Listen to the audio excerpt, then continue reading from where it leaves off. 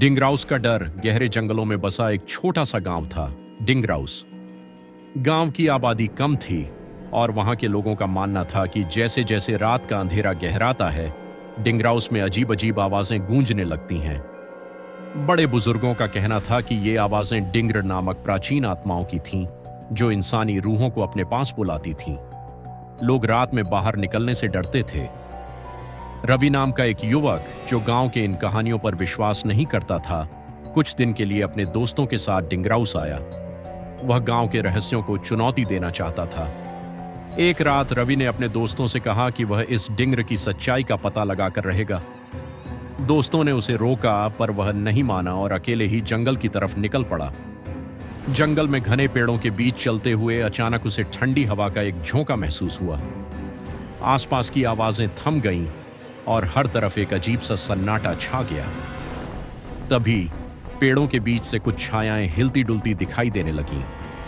रवि का दिल तेजी से धड़कने लगा, पर उसने हिम्मत नहीं हारी और आगे बढ़ता गया। अचानक उसके कानों में एक धीमी सी आवाज आई, रवि। रवि ने उस आवाज की दिशा में देखा तो एक सफेद साया उसकी ओर बढ़ रहा था। उसकी आंखों में गहरी लाल चमक थी और उसके हाथ बेहद लंबे और पतले थे।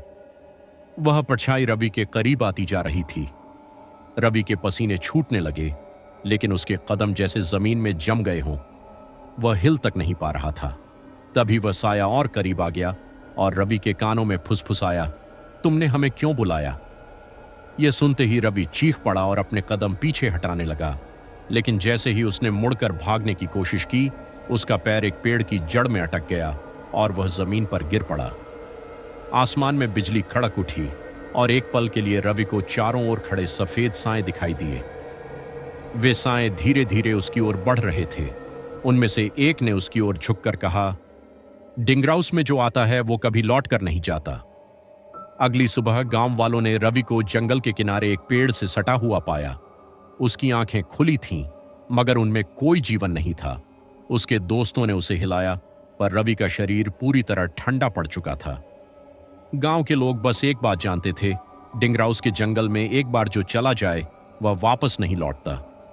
अब भी कहते हैं कि उस रात के बाद जब भी कोई डिंगराउस के जंगल के पास से गुजरता है तो रवि की चीखें सुनाई देती हैं, मानो वह मदद के लिए पुकार रहा हो।